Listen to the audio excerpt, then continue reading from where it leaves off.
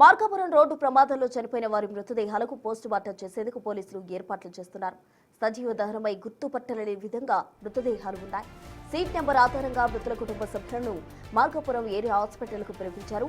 మృతుల డీఎన్ఏ సేకరించి వారి కుటుంబ సభ్యులు డీఎన్ఏతో సరిపోల్చనున్నారు వైద్యాధికారులు. తరువాత ఎవరి మృతదేహాలను వారి కుటుంబ సభ్యులకు అప్పగించేందుకు ఏర్పాట్లు చేస్తున్నారు.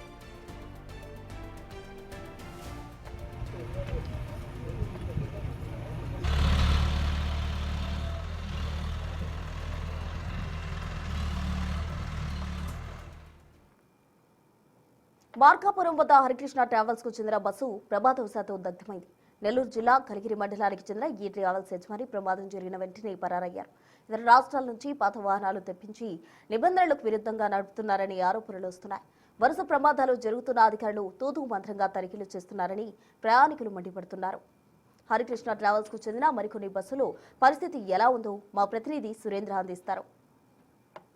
వద్ద ప్రమాదానికి గురైన హరికృష్ణ ట్రావెల్స్ బస్సుల గురించి ఒకసారి మనం గమనిస్తే, మనం ఉన్నటువంటి బస్సులు ఈ యొక్క హరికృష్ణ ట్రావెల్స్కి సంబంధించినటువంటి బస్సులు ఇవన్నీ కూడా అతి తక్కువ రేటుకి తీసుకొచ్చి అరుణాచల్ ప్రదేశ్ లాంటి ప్రాంతాల నుంచి అతి తక్కువ రేట్లకి తీసుకొచ్చి ఇక్కడ ఉన్నటువంటి విజయవాడ, గుంటూరు, నెల్లూరు ఆటో నగర్లో సెకండ్ హ్యాండ్స్ ఆ మెటీరియల్ కూడా తీసుకొచ్చి ఏవైతే బస్సుకు అవసరమైనటువంటి ఇంజిన్లు ఉంటాయో, ఆ గేర్ బాక్సులు ఉంటాయో అవన్నీ కూడా సెకండ్ హ్యాండ్లో తీసుకొని వచ్చి అవి మరమ్మతులు చేసి ఈ యొక్క ట్రావెల్స్ని నడుపుతున్నటువంటి పరిస్థితి. అయితే ఇవన్నీ నడుపుతున్నా కానీ ఇక్కడ ఉన్నటువంటి అధికారులు, ఇక్కడ ఉన్నటువంటి పొలిటీషియన్స్ సపోర్ట్తోనే ఈ యొక్క ట్రావెల్స్ నడుపుతున్నారనేది ఇక్కడ ఉన్నటువంటి స్థానికులు చెప్తున్నటువంటి సమాచారం.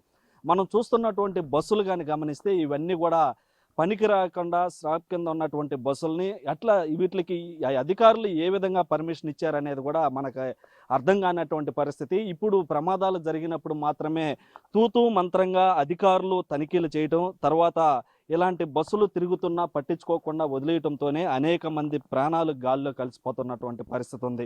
ఏదైతే ఈరోజు జరిగినటువంటి ప్రమాదం ఉందో మార్కాపురం రాయవర్ధంగా జరిగినటువంటి ప్రమాదం కూడా మనం గమనించవచ్చు. ఇలాంటి సెకండ్ హ్యాండ్ బస్సులు తీసుకొని వచ్చి పనికి రాకుండా పక్కన పారేస్తున్నటువంటి వాటిని తీసుకొని రావడం, ఆ బస్సుల్ని నడుపుతున్నటువంటి క్రమంలోనే ఈ ప్రమాదాలు చోటు చేసుకుంటాయని చెప్పి కూడా నిపుణులు చెప్తున్నటువంటి క్రమంలో అయితే ప్రధానంగా ఈ యొక్క హరికృష్ణ ట్రావెల్స్కి సంబంధించినటువంటి వ్యక్తి డ్రైవర్గా ఉండి ఒక ఓనర్గా ఎదిగినటువంటి పరిస్థితి.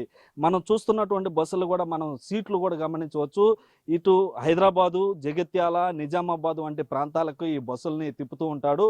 ఏదైనా ప్యాసింజర్లు ఉన్నప్పుడు టికెట్లు బుక్ అయినప్పుడు మాత్రమే ఈ బస్సులను తీస్తుంటారు. అయితే మనం చూస్తున్నటువంటి ప్రస్తుతం ఈ హరికృష్ణ ట్రావెల్స్ బస్సు మరో బస్సు ఈ బస్సు కూడా నిన్న మొన్ననో ఇటు నిజామాబాద్కి వెళ్ళొచ్చినట్లుగా తెలుస్తూ ఉంది. ఈ బస్సు చూసేటువంటి పరిస్థితుల్లో అక్కడ ఉన్నటువంటి దుప్పట్లు, ఆ బెడ్షీట్లు ఏవైతే ఉన్నాయో రన్నింగ్లో ఉన్నటువంటి బస్సుగానే ఇది కనిపిస్తుంది. ఇక్కడ మనం చూసేటువంటి విజువల్స్లో గమనించవచ్చు. అంటే ఆ దుప్పట్లో ఉన్నటువంటి పరిస్థితి, ఆ బెడ్స్ ఉన్నటువంటి పరిస్థితి, లోపల ఆ ఇంజిను, ఆ లోపల ఉన్నటువంటి బాడీ పరిస్థితి చూస్తే నిన్న మొన్న ఈ యొక్క ట్రావెల్స్ బస్సు పోయి వచ్చినట్లుగా మనకు కనిపిస్తుంది. అంటే చిన్న చిన్న మరమ్మతులు చేసుకోవడం, ఆ మరమ్మతులు పూర్తయిన తర్వాత ఆ ప్యాసింజర్లని ఎక్కించుకోకపోవడం, వాళ్ళ ప్రాణాలని గాల్లో కలపడం ఇంకా సరిపోతుంది. ఈ యొక్క ప్రైవేట్ ట్రావెల్స్ దందా ఈ విధంగా జరుగుతుంది. అయితే ఇంత దందా జరుగుతున్నప్పటికీ అధికారులు మాత్రం తూతూ మంత్రంగా ఈ యొక్క తనిఖీలు చేయటం జరుగుతుంది.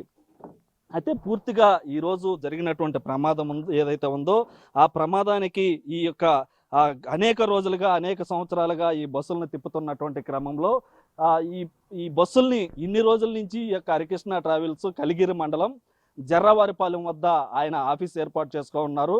ఆ ఆఫీసులో నుంచే ఇక్కడ మనం ఇందాక గమనించవచ్చు ఆ యొక్క వస్తువులన్నిటిని కూడా ఇక్కడే మరమ్మతులు చేయటం, ఇక్కడి నుంచి బస్సుల్లో ఎవరైనా ఉన్నా కానీ ఆ బస్సులు దొత్తలూరు వద్ద పాయింట్ పెట్టుకొని ఇక్కడ ఆయనకు ఉన్నటువంటి జీబు ద్వారా ప్యాసింజర్లను ఎక్కించుకెళ్ళి ఆ దొత్తలూరు నుంచి ఇటు పామూరు మీదుగా ఇటు హైదరాబాద్ కావచ్చు, జగిత్యాల, నిజామాబాద్ వంటి ప్రాంతాలకి ఈ బస్సుల ద్వారా అంటే పనికిరానటువంటి బస్సుల్ని మరమ్మతులు చేసి తిప్పుతూ ఉంటే అధికారులు మటుకు పట్టించుకోకుండా ఉండటంతోనే ఈ ప్రమాదానికి ఈరోజు జరిగినటువంటి ప్రమాదం కూడా ఆ బస్సు ముందుగా 1 గంట ముందు ఒక దగ్గర ఆగిపోవడం జరిగింది. ఆగినటువంటి క్రమంలో మళ్ళీ మరమ్మతులు చేసుకొని దాన్ని ముందుకు వచ్చినటువంటి క్రమంలో ఆ స్టీరింగ్ ఒక్కసారిగా స్ట్రక్ అయిపోయింది. ఆ స్ట్రక్ అయిపోయినటువంటి క్రమంలోనే బస్సు ఎదురుగా వస్తున్నటువంటి టిప్పర్ని ఢీకొనడం జరిగింది.